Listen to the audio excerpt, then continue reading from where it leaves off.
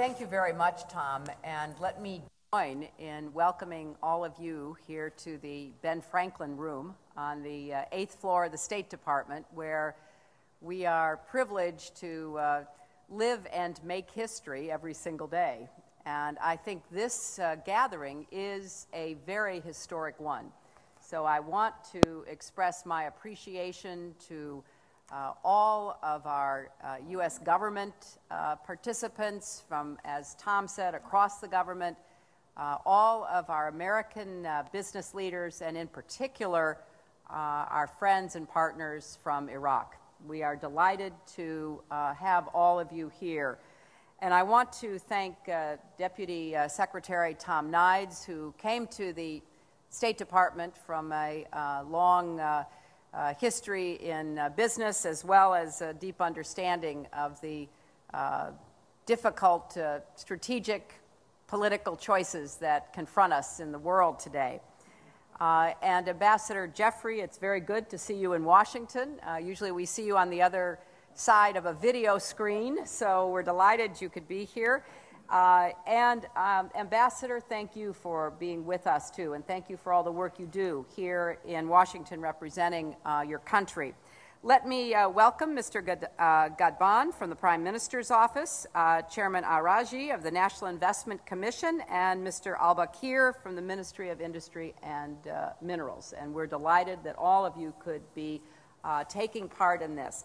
There's another group that I just want to acknowledge briefly, and that's a group of young people who are here from across the region of the Middle East and North Africa on an exchange program, and are very committed to the political and economic reforms that are taking place across the region. So they hope someday perhaps to be in some of the important positions that are represented at this table in their own countries, and we're delighted they could be with us. President Obama and I and our government believe strongly that expanding economic opportunity is as essential as building democratic institutions. We think they go hand in hand. And in particular, it's very important for people going through the changes that are sweeping the region and that Iraq has in many ways been a leader in demonstrating, to believe and to see that democracy delivers. Is your life better or not? Do your children have a better opportunity or not? And this is clearly not a job for government alone.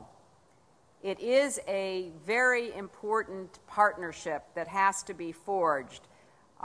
Businesses like those represented here at this table create jobs, provide livelihoods, increase standards of living, give hope to individuals and their families.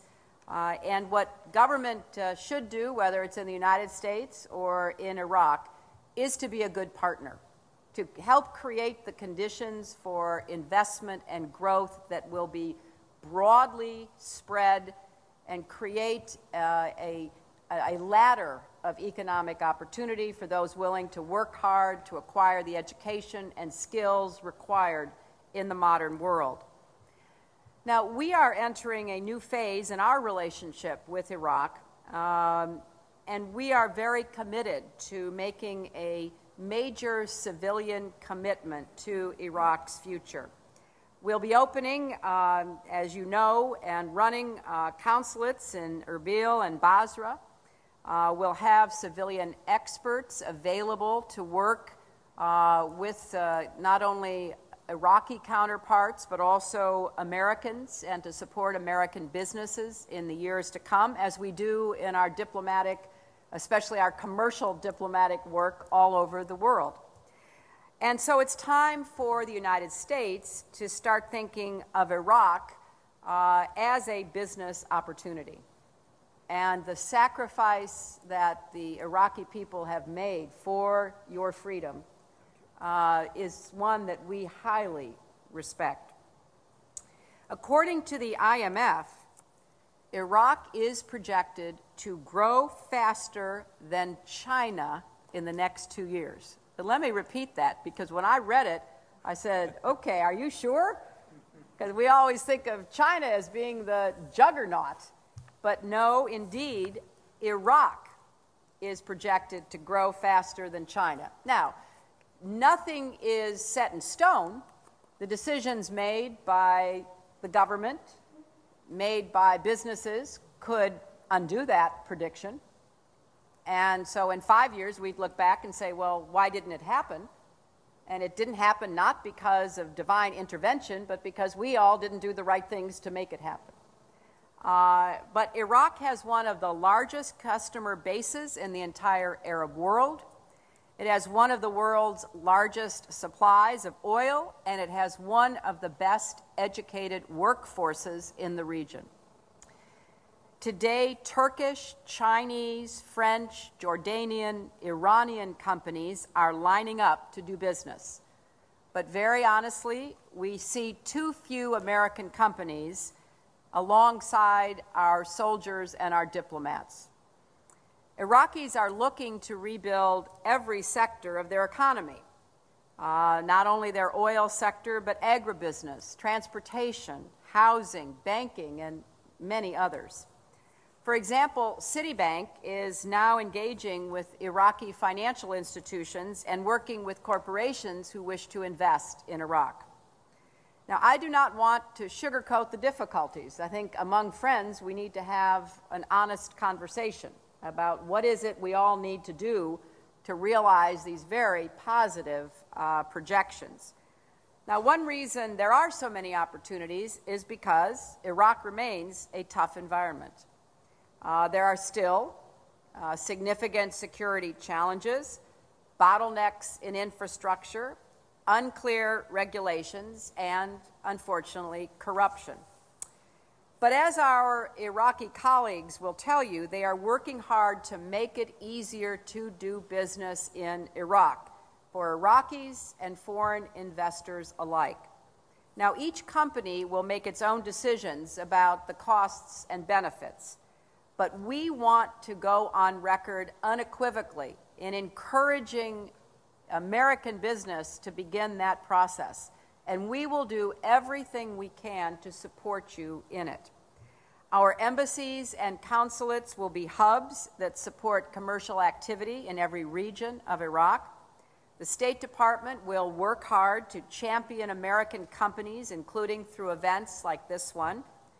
USAID, Treasury, the Departments of Energy and Agriculture, OPIC, EXIM, and many other agencies have unique and proven experience that we can bring to the table to work with you. Ambassador Jeffrey is working hard to establish an American Chamber of Commerce in Iraq, which would be another powerful advocate. Where we have American chambers, we find they are very value added. So we think that's an incredibly important effort. And as President Obama has said, the greatest untapped resource in the Middle East and North Africa are its people. There's no doubt about that.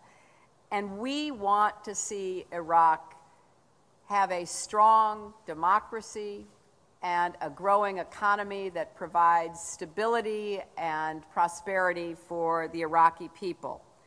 And we need to work to make sure that the investments are there that will help Iraq chart that kind of future. I also have to say a word about hiring women. I know that a lot of the best students in Iraqi universities happen to be women, and I hope that Iraq takes full advantage of half the population ready to work, ready to roll up their sleeves to assist in the transformation of their country.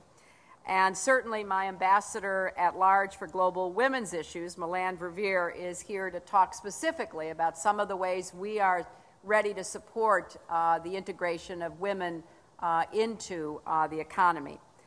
Now, I'm very excited about what's possible, and I'm very hopeful about the future.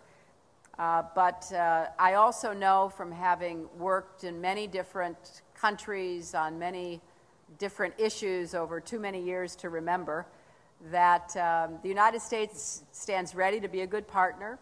We stand ready to encourage in every way we can, but ultimately these decisions are up to the Iraqi people, the leaders of the government, the leaders of industry, and of course, Iraqi men and women who want that better future.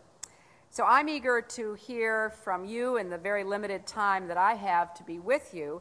Let me start with Dr. Ray Irani, whose company, Occidental Petroleum, was one of 2 American oil companies that won bids last year to rehabilitate Iraq's largest oil fields. And, you know, Dr. Irani, I would very much like to hear your views.